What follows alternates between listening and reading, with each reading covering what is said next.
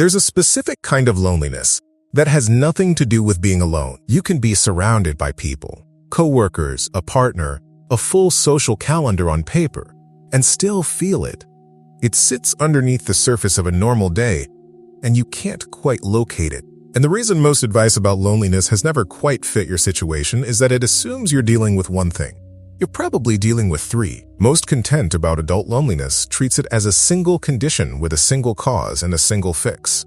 Get out more, join something, be more intentional. And if you've tried those things and still found yourself here, still in that specific quiet, the reason is not that you didn't try hard enough. The reason is that you were treating the wrong thing. There are three structurally distinct types of loneliness that tend to collapse your 30s. They feel different, they have different causes, and they require different responses. This video is going to name all three, precisely enough that you will recognize which one or which combination you've actually been living in. Let's start with the type that's easiest to trace, because it leaves the clearest tracks. The first type is the most visible and the easiest to trace if you know what you're looking for. Structural loneliness is the loneliness of missing infrastructure, not missing effort, not missing desire, missing the architecture that used to produce social contact automatically without you having to think about it. Think about what your social life actually ran on before it contracted. College. You were placed in proximity with hundreds of people your age, in shared spaces, with recurring contact built into the schedule. You didn't have to plan it, you didn't have to summon the energy. The structure did the work. Then you graduated, and the structure dissolved. What replaced it, for most people in their 30s, was supposed to be the workplace, the commute, the office. The version of ambient contact that came from simply being in the same building as other human beings for 8 hours a day. Research on how adult friendships actually form consistently points to the same mechanism. Repeated, unplanned, low-stakes contact over time. Not events, not intentional outings. Proximity, friction. The hallway conversation that happened because you were both there. Remote work didn't just move your laptop. It removed the last ambient social structure most adults had. And for people who relocated, new city, new apartment, no existing social web, that removal was total. Structural loneliness is the specific loneliness of a person who has nothing wrong with their social capacity and no structure left to run it through. It is the loneliness of a machine with no input, not a machine that is broken. The reason effort-based advice fails here is that effort is not the missing ingredient. Infrastructure is. Telling someone in structural loneliness to put themselves out there is like telling someone their car won't start and suggesting they press the accelerator harder. The fix for structural loneliness is not more initiative. It is finding or building recurring, low-stakes proximity, something that puts you near the same people regularly without requiring a plan each time. That's a different question than the one most people are asking themselves. Now, the second type is harder to name and harder to explain to anyone who isn't inside it. Relational loneliness is the loneliness of connections that won't deepen. You are not without people. You have colleagues, acquaintances, maybe a group chat that's occasionally active. You show up to the things, you're not avoiding anyone. And still, at midnight, the apartment is quiet in the specific way of a person who hasn't been truly heard. This type is the most likely to be misread as a personal failure, because from the outside, everything looks fine. You have social contact, so why does it feel like this? Here is what actually happened. The conditions that used to produce depth, naturally, without design, have changed. At 22, depth happened through accumulation. You were around the same people constantly, in unguarded moments, in the low-stakes texture of shared daily life. You watched each other struggle. You were boring together. You had time and proximity and no particular pressure to perform. By 32, most of your social interactions are compressed and contextual. The work call has an agenda. The dinner with an acquaintance has a 2-hour window. The group event has enough ambient noise that real conversation never quite surfaces. You are meeting people in formats that are structurally optimized for surface contact, and then wondering why the surface is all you get. Relational loneliness is not the result of the wrong people. It is the result of the wrong conditions for depth to form. The version of you that made close friends without trying wasn't more socially gifted. They just had more unstructured time, more recurring proximity, more permission to be ordinary around other people. What actually moves depth, and this is what nobody tells you, is not vulnerability in the dramatic sense people associate with that word. It's accumulated ordinariness. repeated contact in low-stakes formats over enough time that the performance layer starts to thin. Relational loneliness doesn't mean your connections are wrong. It means they haven't had the conditions to become what they could. That is a structural problem with a structural answer. And then there's the third type, the one that almost never gets named. The third type is the one that almost never gets named. And it is, for many people in their 30s, the heaviest one. Existential loneliness is the loneliness of being unknown. Not the loneliness of being alone. Not the loneliness of connections that stay shallow. The loneliness of performing a version of yourself in every context and having no space with no one where the performance stops. You are competent at work. You are pleasant with acquaintances. You are the version of yourself that each context requires. And at the end of the day, there is nobody who holds the full picture of who you actually are. Nobody who knows what you are like before you learn to manage how you come across. Nobody who would notice the gap between the version you present and the version underneath. This is not about honesty or deception.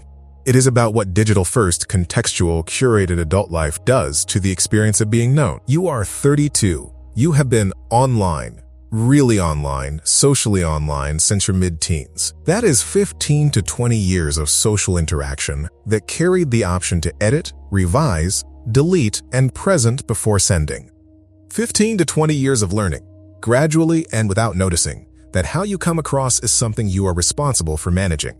The result, and this is the part that almost never gets said out loud, is that many adults in their 30s have lost fluent access to the unself-conscious version of themselves. The one who used to just be in a room without monitoring it. The one who could be known because they were simply present, without architecture. Existential loneliness is the loneliness that persists even when you have structural contact and even when relationships are present, because none of those relationships hold the whole of you. The Surgeon General's work on loneliness and social disconnection has begun to identify this layer, the gap between frequency of contact and depth of being known, as one of the most underreported dimensions of the loneliness epidemic. The data catches the surface. This is what lives underneath it. Here is why this type is the most destabilizing. Structural loneliness has a clear cause. The infrastructure is gone. Relational loneliness has a clear cause. The conditions for depth aren't there. Existential loneliness whispers something different. It whispers, maybe there's nothing underneath the performance to be known. That fear's wrong. But it is not irrational. It is the predictable output of years spent in environments that rewarded the edited version over the real one. That performance layer was not a character flaw. It was an adaptation. And adaptations can be reversed. If what's being described here, particularly that third type, is touching something you want to understand more completely, there is a resource in the description that goes one layer deeper. It's called Why You're Not Broken, and it makes the structural case, with more depth than a single video can hold, for exactly why each of these conditions developed, and why none of them are your verdict. The link is in the description and in the pinned comment below. So now that you can name each type clearly, what do you actually do with that? Having a name for the right thing is not a small thing. Most people who try to address loneliness and find the attempt failing are not failing because of effort. They are failing because of mismatch, applying the solution to the wrong problem. If your loneliness is primarily structural, the question to ask is not, how do I be more social? It is, what in my current life creates regular, recurring, low-stakes proximity to the same people? And if nothing does, what is the smallest version of that I could build? Not an event, not a one-time commitment, a recurring structure. Something that puts you near the same people repeatedly, without requiring you to engineer each contact from scratch. If your loneliness is primarily relational, connections present but permanently surface, the question is not, how do I have deeper conversations? It is, which of these relationships has the most unstructured recurring contact, and how do I create one more occasion of ordinary time? Not a meaningful dinner, not a vulnerable disclosure. Ordinary time, boring time. The accumulation of unperformed moments is what depth is actually made of. Anyone who's been here knows. The conversation that changed things was almost never the one you planned. If your loneliness is primarily existential, the loneliness of being unknown, the question is the hardest and the smallest. It is there one person in my life, or potentially in my life, with whom I could let the performance thin, not dramatically, not all at once, but slightly? Not a confession, not an emotional reveal, A single moment of being ordinary in front of someone, without immediately managing how it landed. That is the whole thing. That is where the reversal of existential loneliness begins. Not in grand vulnerability, but in one moment of not editing yourself in real time. The reason that feels so difficult is not weakness, it is years of practicing the alternative. And practice, in the other direction, starts with one repetition. Here is the thing about misdiagnosis. Every time someone has tried to fix structural loneliness by being more emotionally open, it didn't work. And they concluded that openness wasn't the answer. Every time someone has tried to fix existential loneliness by joining more things, the things didn't help. And they concluded that nothing was going to help. The failure was not in the attempt. The failure was in the match. Not your fault, and also not your sentence. If you want to go deeper into the structural forces behind each of these three types, the research, the mechanisms, the full picture of how this happened to your generation, the link in the description and the pinned comment will take you there. The video named The Types.